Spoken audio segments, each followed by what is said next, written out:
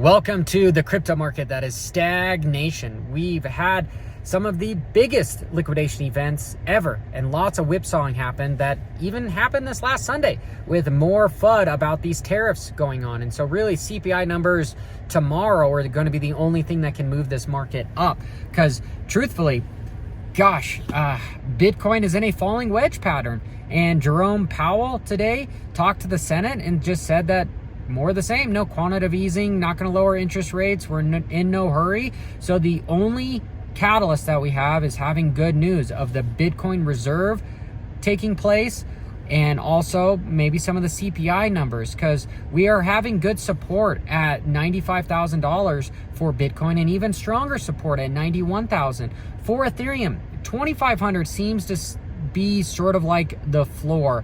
We are also in a falling trend pattern, and so my consensus are we're going to continue upwards to 3,000, and 3,000 was blown through quickly last time, and it didn't really seem like much of support. So truthfully, the only big resistance that I see is $3,300 for Ethereum, and obviously 102 for Bitcoin. But we need good news. We need good CPI numbers coming out to save the market, because alt season is being destroyed by these meme coins and all this FUD with this tariffs. Our president is promising that he's going to do good for crypto, but usually stuff pumps really hard after the halving in February, and we have seen nothing right now, right? Bitcoin is pumped, but Ethereum hasn't.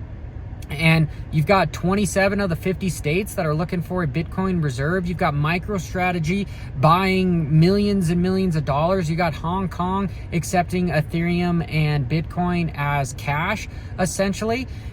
We've got a new regulation for stable coins going on right now. So there's lots of good news. Trump is buying the shit out of Ethereum and a little bit of Bitcoin, and the ETF inflows are at an all-time high for Ethereum, and Bitcoin still keeps getting inflows. So it's like, why aren't we going up? There's lots of manipulation happening, and especially on the weekends where there's hardly any volume. If you look at volume, there's no volume. So there's nothing to prevent somebody from, like a exchange coming in and just wiping it out and causing a scary 4-hour candle or something to just create a lot of panic selling, right? To get rid of these liquidated longs.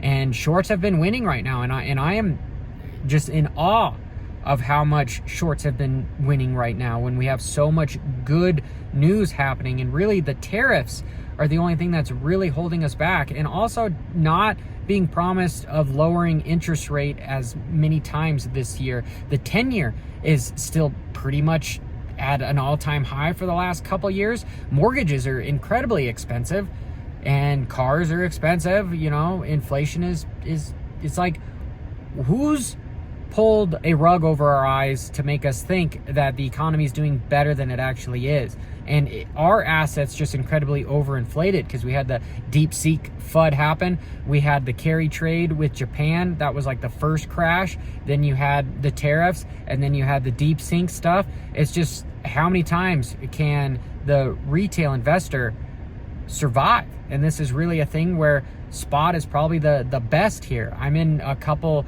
Forex longs, and I'm nervous. This is Johnny Crypto.